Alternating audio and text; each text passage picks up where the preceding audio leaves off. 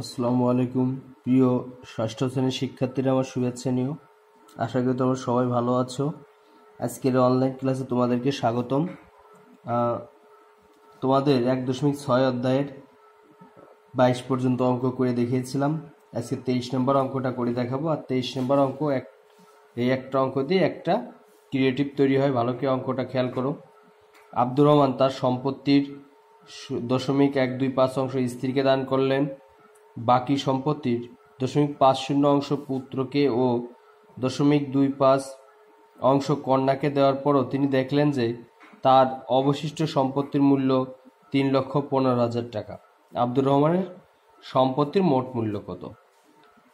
খেয়াল করো, তাহলে অঙ্কটা অনেক বড় হবে, বাট তোমরা একটু মনোযোগ দিয়ে খেয়াল করো। 23 নাম্বার। 23 মনে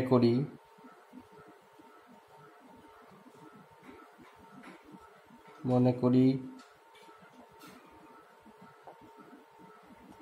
আব্দুর রহমানের মোট সম্পত্তি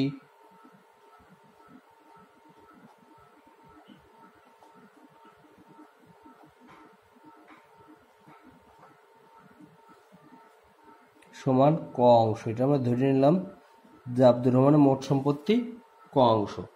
অতএব আব্দুর রহমান তার স্ত্রীকে দান করেন কত? ওই মোট সম্পত্তির 0.125 অংশ। তাহলে আব্দুর রহমান অতএব তার স্ত্রীকে দান করেন। অতএব তার স্ত্রীকে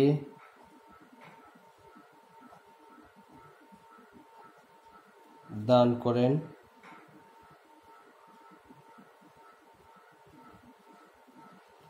ক এর 0.125 কি হবে? এত অংশ সমান ক এর 125 দশমিক উঠলে একটা 1 পড়ে যে কটা সংখ্যা সেই কটা শূন্য। এত অংশ। এটাকে কাটাকাটি করলে 125 1000। তো অংশ ক আর উপরে কিছু না, মানে 1 আছে, গুণ করলে ক ডিভাইডেড বাই 8 অংশ। এবার স্ত্রীকে দেওয়ার পর বাকি থাকে সম্পত্তির। দেখো, স্ত্রীকে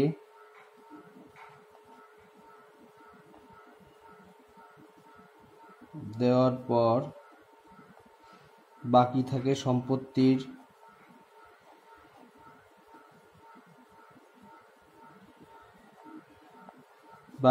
সম্পত্তির মোট অংশ ছিল ক, আর স্ত্রীকে দান করে কত? ক বাই 8।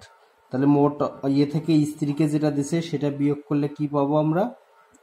বাকি আছে, স্ত্রীকে দেওয়ার পর বাকি আছে কতটুকু সেটা বেরোবে। তাকে এখানে 8 লসাগু নিলে এটা হয় 8 ক বিয়োগ ক অংশ, বিয়োগ করলে 7 ক ডিভাইডেড বাই 8 অংশ।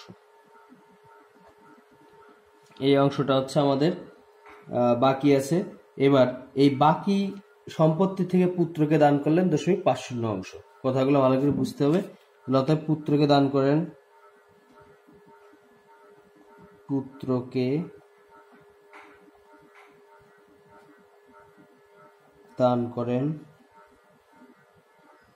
7/8 এর 0.50 অংশ। এটাকে ক্যালকুলেশন করলে দেখো আসে 7 ক ডিভাইডেড বাই 8 এর 50 ডিভাইডেড বাই 100। তো অংশ কাটাকাটি করলে 50 দ্বিগুণে 102। তাহলে গুণ করলে আমার আসে, উপরে কিছু মানে 1 আছে, গুণ করলে আসে 7 ক, আর নিচে 8 আর 2 গুণ করলে 16 অংশ। 7 ক বাই 16 অংশ। এটা হচ্ছে পুত্রকে দান করেন। এইবার এবং মেয়েকে দান করেন, এবং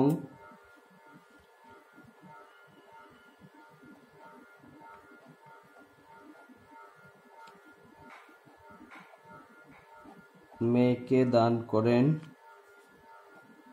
7 ক ডিভাইডেড বাই 8 এর 0.25 এত অংশ।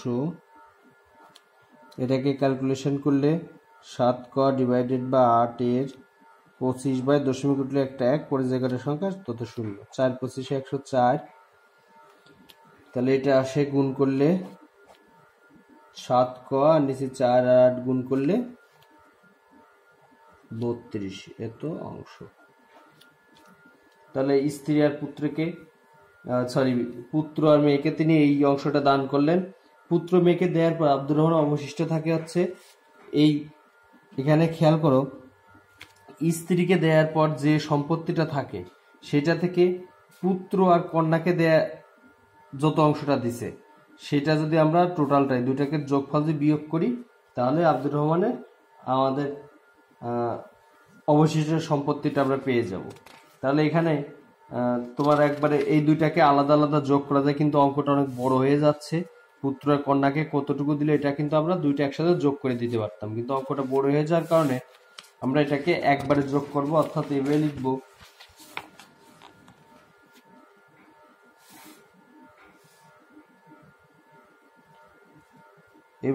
পুত্র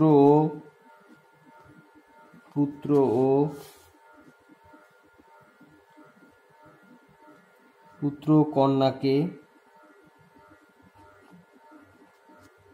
কন্যাকে দেওয়ার পর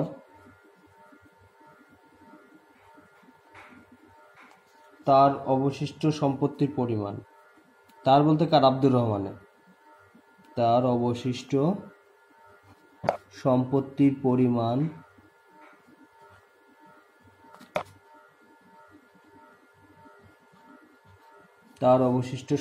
পরিমাণ কি হবে, এই স্ত্রীকে দেওয়ার পর তার যে সম্পত্তিটা ছিল সেটা থেকে পুত্র আর কন্যার সম্পত্তিটার যোগফল থেকে কি হবে, বিয়োগ হবে। তো যোগ 7ক ডিভাইডেড বাই 32 এত অংশ। এবার এটাকে ক্যালকুলেশন করি, 7ক ডিভাইডেড বাই 8, 16 আর 32 লসাগু 32, তাহলে 32 2 আর 7 গুণ করলে 14ক যোগ 7ক তো অংশ সমান 7ক ডিভাইডেড বাই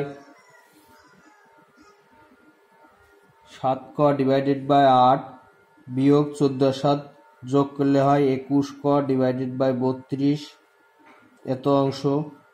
32 লসাগু নিলে এটা থাকে 32 ভাগ 8 4, 4 আর 7 গুণ করলে 28, 28ক বিয়োগ 21ক তো অংশ। 28 থেকে 21 বিয়োগ করলে থাকে 7ক ডিভাইডেড বাই 32 এত অংশ হলো মূলত আব্দুর রহমানের অবশিষ্ট সম্পত্তির পরিমাণ। আবার অবশিষ্ট সম্পত্তি দেখা একটা মূল্য দেওয়া আছে 3,15,000 টাকা। আব্দুর রহমানের মোট সম্পত্তিকে আমরা ক ধরা হয়েছে। তাহলে প্রশ্ন অনুসারে বা প্রশ্ন মতে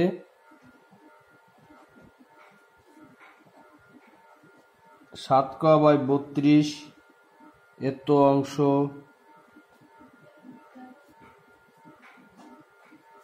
সম্পত্তির মূল্য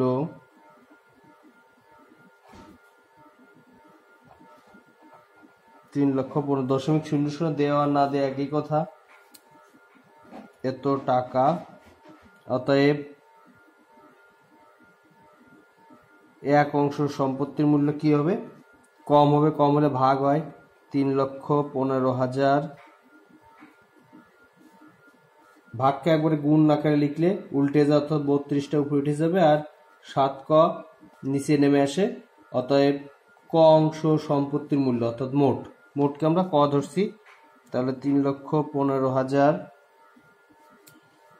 গুণ 32 গুণ ক ডিভাইডেড বাই 7ক, কাটাকাটি করলে ক আর ক কেটে যায়, 7 দিয়ে 3,15,000 কাটলে থাকে, এটা কাটলে হয় হলো 45,000, গুণ করলে টোটাল আসে হচ্ছে 14,40,000, অর্থাৎ 14,40,000 এত টাকা, 14,40,000 টাকা। এটা তো আব্দুর রহমানের মোট লিখিত, অর্থাৎ আব্দুর রহমানের মোট সম্পত্তির পরিমাণ 14,24,000 টাকা। এবার খেয়াল করো, এই অঙ্কটা দিয়ে যদি আমরা এই পুরো অঙ্কটা দিয়ে একটা সৃজনশীল তৈরি হবে। সেটা হচ্ছে আব্দুর রহমান তার সম্পত্তির এত অংশ স্ত্রীকে দান করলেন, বাকি সম্পত্তি এত অংশ পুত্রকে, এত অংশ কন্যাকে দেওয়ার পর তিনি দেখলেন যে তার অবশিষ্ট সম্পত্তির মূল্য এত টাকা। এখানে উদ্দীপকটা যদি আসে তাহলে এতটুকু থাকবে, আব্দুর রহমান তার সম্পত্তির এত অংশ স্ত্রীকে দান করলেন, বাকি সম্পত্তির এত অংশ পুত্রকে এত অংশ কন্যাকে দান করলেন। ঠিক আছে, কন্যাকে দান করলেন, দান করলেন পর্যন্ত আসবে উদ্দীপক। উদ্দীপক দিয়ে ক নম্বরটা এরকম আসতে পারে। ক নম্বরটা আসলে বিভিন্নভাবে আসে। ক নম্বরটা সহজভাবে যদি দেয়া হয় তাহলে কথাটা এরকমও থাকতে পারে যে এখানে আমরা যে মানটা বের করলাম, স্ত্রীকে দেওয়ার পর বাকি থাকে সম্পত্তির কত অংশ, হয়তো এতটুকু আমরা কতে দিয়ে দিলাম। তাহলে স্ত্রীকে দেওয়ার পর তার বাকি সম্পত্তির পরিমাণ কত, ক নম্বর দিলাম। স্ত্রীকে দেওয়ার পরে, স্ত্রীকে দান করার পর তার, স্ত্রীকে দান করার পর তার বাকি সম্পত্তির পরিমাণ কত, তার বাকি সম্পত্তির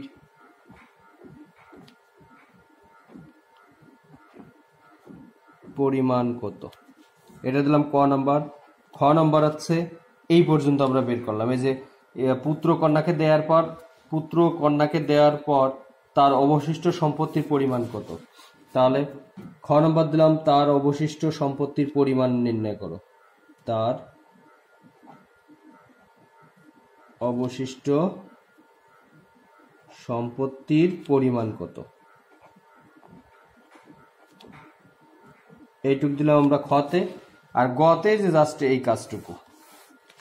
তাহলে গ নম্বর হচ্ছে শুধু এই টাকাটার এখানে উল্লেখ করে দিতে হবে যে 3,15,000 টাকা, এটা এখানে উল্লেখ করতে হবে যে তার অবশিষ্ট সম্পত্তির মূল্য,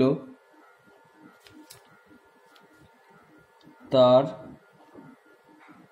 অবশিষ্ট সম্পত্তির মূল্য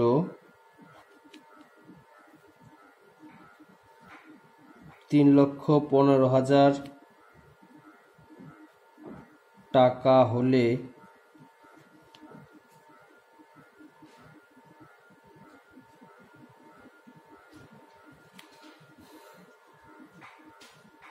মোট সম্পত্তির মূল্য কত, মোট সম্পত্তির, অর্থাৎ এখানে যেটা উত্তর চাচ্ছে মোট সম্পত্তির মূল্য কত টাকা লিখে দিই, কত টাকা। তাহলে এখানে এই অংশ আর টাকাটা মিক্সড হবে না আর কি।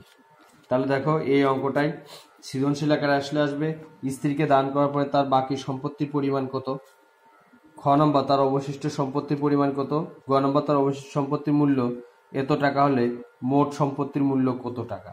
আর উদ্দীপকটা আসবে জাস্ট এতটুকুই যে তার সম্পত্তি এত অংশ স্ত্রীকে দান করলেন, বাকি সম্পত্তির এত অংশ পুত্রকে, এত অংশ কন্যাকে দান করেন। এইটুকু শুধু উদ্দীপক থাকবে। আর তারপরে ক খ গ এই প্রশ্নটা থাকবে।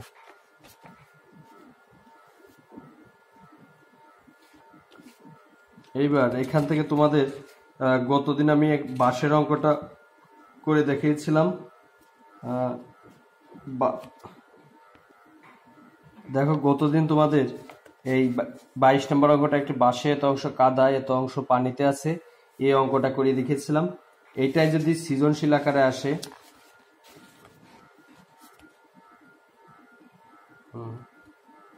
তোমাদের বাঁশের অঙ্কটা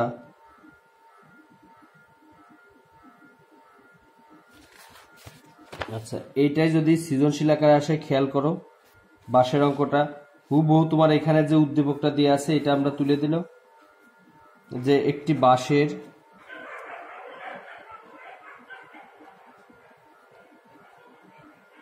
একটি বাঁশের 0.65 অংশ পানি, 0.65 অংশ পানিতে, এত অংশ পানিতে এবং 0.15 অংশ কাদায় আছে, কাদায় আছে। একটি বাঁশে এত অংশ পানিতে এবং এত অংশ কাদায় আছে।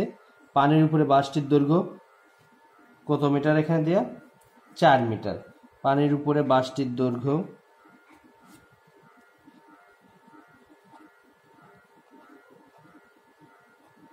পানির উপরে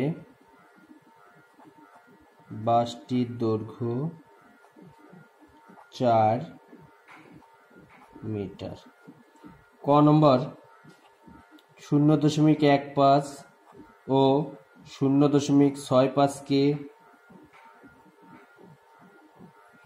সাধারণ ভগ্নাংশে প্রকাশ করো। খ নম্বর পানির উপরে বাসটি কত অংশ আছে, অর্থাৎ গত যে ভিডিও ক্লাসটা ছিল, গত ভিডিও ক্লাসটা দেখলেই তোমরা এর সমাধান পেয়ে যাবা। পানির উপরে বাসটির কত অংশ আছে,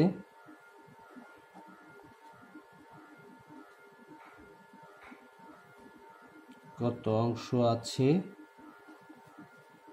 ক নম্বর বাসটির কত মিটার কাদায় আছে,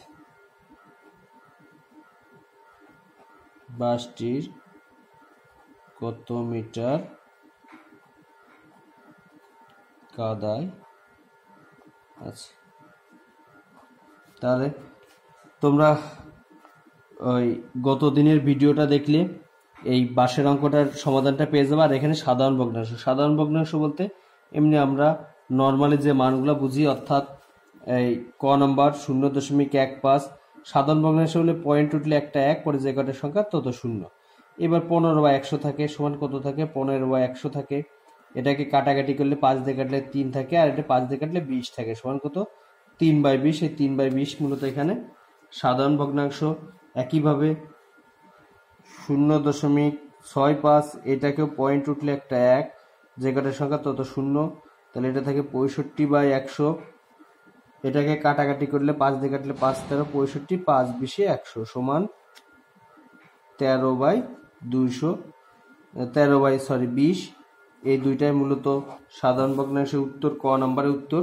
আর খ নম্বর তোমাদের করে দেওয়া আছে পানির উপরে বাসটির কত অংশ আছে আর বাসটি কত মিটার কাদায় আছে। যে আমাদের এখানে মিটার উল্লেখ করা আছে 4 মিটার। আর বাসটির পানির উপরে বাসটির কত অংশ আছে, তোমরা সবাই বাসায় এটা দেখে যতটুকু পারো এই দুইটা সৃজনশীলটা সলভ করে তোমরা আমাকে নেক্সট দিন হোমওয়ার্ক হিসেবে দেখাবা। এই দুইটা সৃজনশীলই হোমওয়ার্ক। তারপরে বইয়ের যে সৃজনশীলটা আছে এটা আমি নেক্সট দিন তোমাদেরকে করে দেখাবো। তোমরা তার আগে এই দুইটা সৃজনশীলটা করবা, ঠিক আছে? ওকে, ধন্যবাদ সবাই।